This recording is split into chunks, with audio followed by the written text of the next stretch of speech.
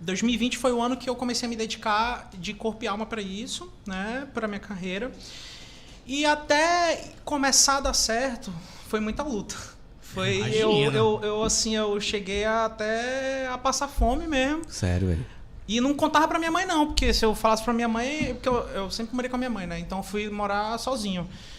E aí eu comecei a fazer uns empréstimos do banco assim pra sobreviver, cara. Caralho. Porque eu queria fazer a parada dar certo. Eu cheguei numa situação assim que eu já tava desesperado. E aí, quando foi em 2021, a minha mãe me fez uma visita lá em Curitiba. Eu já estava morando em Curitiba, né?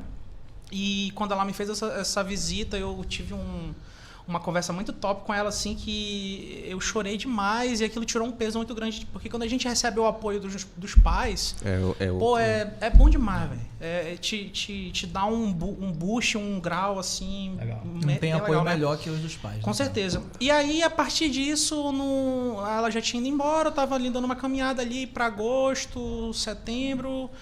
Eu tava caminhando ali perto de casa e eu tive um insight, assim, no meio da caminhada. Que nem... Tá vendo que ele é porque é endorfina, né? É endorfina quando a gente tá ali Já praticando sabe, exercício. Né, mano? Se quiser uma ideia, vamos caminhar, porra. do lado dele. Do lado dele. Eu tava caminhando e eu tive uma ideia assim, aí eu cheguei em casa e comecei a praticar essa ideia.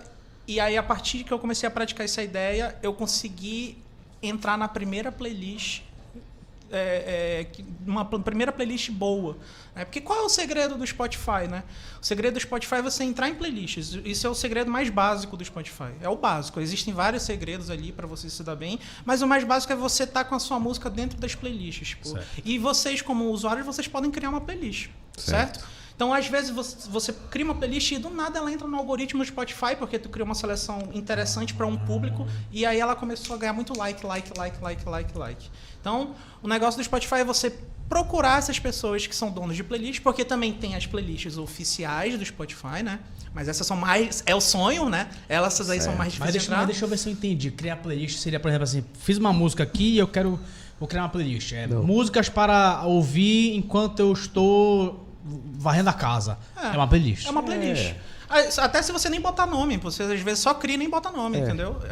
Então o Spotify coloca aí melhores dos anos 80. Aparece uma playlist dos anos 80 Exatamente, lá. exatamente. Então, quando você vai criar uma playlist, o que você pensa? Pô, eu tô fazendo uma playlist aqui de músicas remixes de videogame. Então, eu vou procurar aqui remixes de videogame. Ou videogame remixes. E aí, né? E aí tu tem que saber os termos certos pra poder tu encaixar lá no algoritmo. Tem que sempre pensar nisso, né? O que a pessoa que tá ouvindo esse tipo de música ela procura. E aí, beleza. Eu entendi isso aí, que eu tinha que entrar em playlist. E eu encontrei o primeiro curador, que é o nome que se dá pra quem é dono de playlist, pra quem faz a curadoria da playlist, né? E quando eu encontrei esse primeiro curador e eu consegui botar uma música minha lá nessa playlist dele, cara, a felicidade que eu entrei, assim, foi maluquice, porque eu já tava, assim, há mais de um ano dando... Como é que é aquele ditado? Tiro, cego em ponta de faca. Como é que é? Tiro, cego em ponta de faca, alguma coisa do tipo. Assim. Eu não sei agora. Nem entendi esse ditado. Eu também não entendi. eu já escutei. Ele já escutei. Morri em ponta de faca, é isso que eu queria falar, pô. Me corrige, mas eu pô. entendi. Me corrige, eu sei qual é. Pois é, e aí eu tava dando, né, muito murro ponto de faca, não dava certo, eu não saía de 100 ou 20 mensais, mais de um ano nisso, cara. E aí quando foi ali, no momento que eu tive a ideia e eu consegui isso, a partir de setembro de 2021 em diante, a cada mês eu fui crescendo, assim, numa velocidade bacana, assim. No primeiro mês que eu comecei a implementar essa tática de ir atrás, de procurar playlists para entrar... O primeiro mês eu cheguei em 1.020 mensais. Aí no segundo mês, 2.000. Aí no terceiro mês, 5.000. Aí no quarto mês, que já era ali dezembro, cheguei em 10.000. Aí eu falei, meu Deus, tá dando certo. Aí, cara, quando eu vi que tava dando certo isso aí, aí a empolgação voltou com tudo, que eu já tava quase para desistir, inclusive, da minha carreira. Porque eu tinha que ganhar dinheiro, né? Claro. Eu tinha que ganhar dinheiro para sobreviver. E aí, a partir então, do final de 2021, eu comecei a fazer isso que eu falei para vocês e começou a dar certo. Só que, antes de encerrar 2021, eu tive mais um estalo. Que eu falei, por que eu vou ficar dependendo das outras pessoas para entrar na playlist? Por que eu não crio a minha playlist? Legal. Então eu passei a virar esse cara, o curador também, além de artista. Então hoje eu consegui entender, eu dominei o algoritmo do Spotify e hoje em dia eu tenho a playlist número 1 do meu gênero. De um dos meus gêneros, né? Que é Lo-Fi.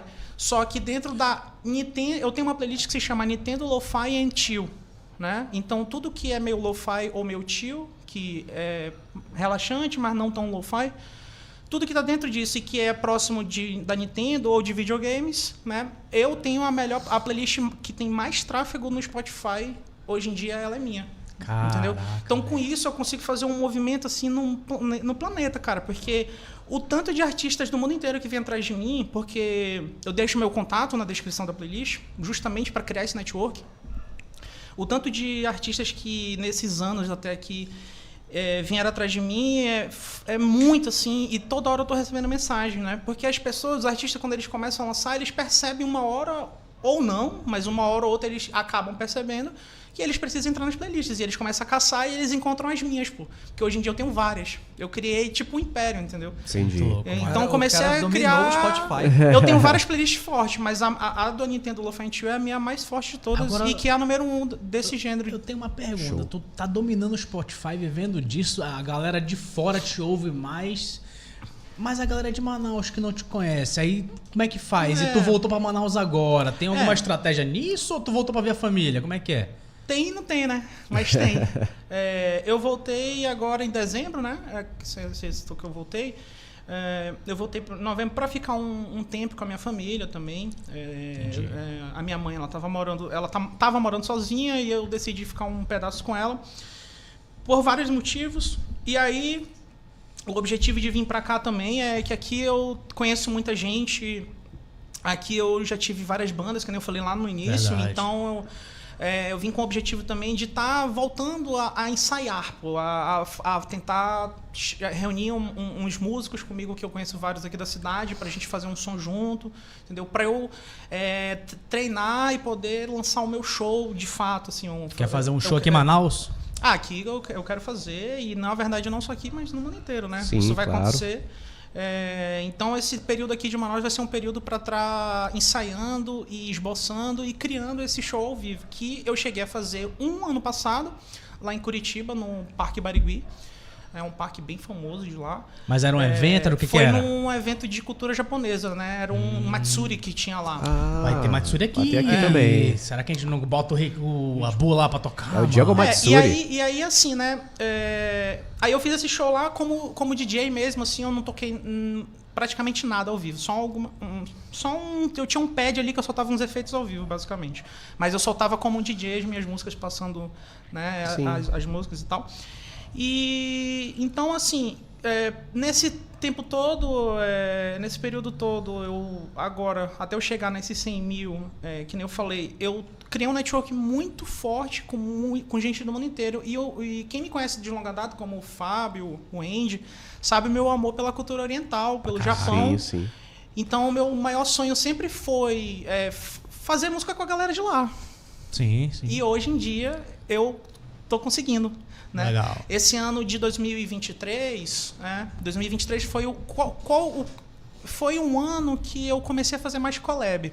Porque até então eu até fazia algumas, mas não era tanto o foco. O foco era lançar os projetos grandes, assim, e 2022 ali, eu comecei a lançar muita coisa que foi dando muito certo. Mas 2023 foi um ano que eu comecei, eu ganhei já a moral dentro do cenário, né, do que eu faço. E aí eu já tinha moral para chamar as pessoas e as pessoas toparem, assim, qualquer pessoa, porque todo mundo quer fazer música comigo, porque todo mundo quer entrar na minha playlist, pô. Entendi. Entendeu? E aí eu comecei a criar network, assim, eu lancei música com o dono da Game Chops, que quando eu comecei lá atrás, era o meu maior sonho lançar com eles, que é a maior label de remix de videogame. E aí eu lancei música com o Tu, que é um artista de São Paulo. Cara, maravilhoso, que tem também, assim, é muito famoso no Spotify também, já tem milhões de streams. Ele também é da Nordex, que é um duo de música de cover de anime. Se eu não me engano, é o duo número 1 do Spotify de cover de anime, né? E aí, quando foi no segundo semestre de 2023 pra cá, eu lancei 2 músicas com 2 artistas do Japão, lá de Tóquio. Um foi o Box 337, São dois brothers lá de Tóquio. E o outro é o Willow, que é uma mina e um brother, né? E aí, quando eu lancei com o Willow, que já foi agora em novembro, eu acabei entrando na playlist oficial lá do Japão. Eu entrei em 3 playlists oficiais do Spotify lá do Japão. E os meus ouvintes de Tóquio, assim, aumentaram muito, cara. Muito, assim. Então eu tô começando a ficar famoso lá no Japão também, né? Tipo assim, porque até então... Queria pra caramba, né, mano? Porque até então, o meu público maior, como eu te mostrei ali, né? Atualmente eu tô com 44 mil... Dos 100 mil ouvintes que eu tenho, 44 mil, praticamente a metade, é dos Estados Unidos. Que é onde tá o meu. Aí tem uma parcela mesmo. No Brasil, né? Que tu mostrou pra mim. Aí tem uma parcela no Brasil, porque como eu comecei a fazer as collabs em 2023, eu comecei a lançar música com as labels de lo-fi daqui do Brasil. Certo. E aí agora eu comecei as pessoas me ouvirem um pouco mais aqui. Mas aqui em Manaus, talvez, as pessoas, no geral, eu acho que elas ainda não têm tanto costume de ouvir lo-fi, né? E como eu lancei música de lo-fi aqui com a galera do Brasil, aonde ainda é muito ouvido lo-fi, é lá para São Paulo, né? Que inclusive é a cidade que mais me ouve por causa desses lançamentos com a Tangerina Music, com a Botânica, com a Beatmology, que são 3 labels aí que eu lancei no ano passado, música, né? Certo. E aí o interessante de você lançar com essas labels é que eles te dão esse suporte, né? Eles já têm um público ali com eles. E a gente vai, assim, aumentando esses laços todos, né? Tipo, faz uma collab e a gente mistura os nossos públicos e tudo mais. Então eu acho que tudo isso envolve esse sucesso e tudo essa agrega, crescente, né? que eu tô tendo.